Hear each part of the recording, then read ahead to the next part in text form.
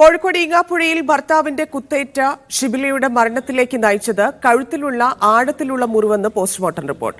അക്രമം ആസൂത്രിതമാണെന്നാണ് പോലീസ് നിഗമനം. കുത്താൻ ഉപയോഗിച്ച ആയുധം പ്രതി യാസിറിന്റെ വാഹനത്തിൽ നിന്ന് കണ്ടെടുത്തു. കൊല്ലപ്പെട്ട ഷിബിലയുടെ മൃതദേഹം കബറടക്കി. കൊല്ലപ്പെട്ട ഷിബിലയുടെ ശരീരത്തിലുണ്ടായിരുന്നത് 11 മുറിവുകളാണ്. കഴുത്തിലേറ്റ ആഴത്തിലുള്ള 2 മുറിവുകൾ മരണകാരണമായെന്നാണ് പ്രാഥമിക പോസ്റ്റ്മോർട്ടം റിപ്പോർട്ട്. ഇന്നലെ ഉച്ചയ്ക്ക് വീട്ടിലെത്തിയ യാസിർ വൈകുന്നേരം വീണ്ടും വരാമെന്നും സലാം പറഞ്ഞ് പിരിയാമെന്നും പറഞ്ഞാണ് മടങ്ങിയത്.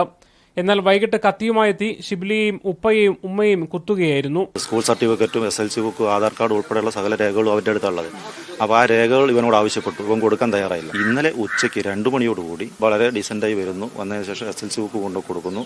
എന്നിട്ട് ഞാൻ വൈകുന്നേരം വരും, നമുക്ക് സലാം ചൊല്ലി പിരിയാം എന്നും പറഞ്ഞാണ് പോകുന്നത്. ഓടിയെത്തിയ അയൽവാസികൾക്ക് നേരെ കത്തി വീശുകയും ചെയ്തു. അവളെ ഇവിടെ കുത്തായിട്ട് അവിടെ വീണ് കിടക്കുകയും പിന്നെ ഞാൻ വരുമ്പോൾ അവൻ കത്തി വീശി റോഡ് മേലേക്ക് വരികയും ചെയ്തത്. അപ്പോൾ ഞാൻ എടുക്കാൻ വന്നപ്പോഴാണ് എൻ്റെ നേരെ കത്തി വീശി ഞാൻ ഈ സൈക്കിൾ വീശി അവരെ എൻ്റെ നേർക്ക് എറിയുകയും ചെയ്തത്. എന്നപ്പോൾ അവൻ കാറെടുത്ത് അവനെ വണ്ടി എടുത്ത് പോവുകയും ചെയ്തു.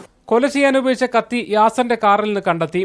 ഷിബിലയുടെ പിതാവിനെ ലക്ഷ്യം വെച്ചാണ് താൻ വന്നതെന്നാണ് യാസിർ പോലീസിനോട് പറഞ്ഞിരിക്കുന്നത്. യാസറിന്റെ ഫോറൻസിക് പരിശോധന പൂർത്തിയാക്കിയ പോലീസ് വിശദമായ മൊഴി രേഖപ്പെടുത്തും. കക്കാട് ഇർഷാദ് സുബിയാൻ മദ്രസയിലെ പൊതു അറസ്റ്റിന് ശേഷം ഷിബിലയുടെ മൃതദേഹം കക്കാട് കരിങ്കുളം ജുമാ മസ്ജിദ് ഖബർസ്ഥാനിൽ ഖബറടക്കി. യാസറിന്റെ ആക്രമണത്തിൽ പരിക്കേറ്റ ഭാര്യാപിതാവ് അബ്ദുറഹ്മാന്റെയും ഭാര്യാമാതാവ് ഹസീനയുടെയും ആരോഗ്യനില തൃപ്തികരമാണ്. കൊലപാതകം നടന്ന വീട്ടിൽ ഫോറൻസിക് സംഘവും ഡോഗ് സ്ക്വാഡും പരിശോധന നടത്തി. മീഡിയ 1 കോഴിക്കോട്.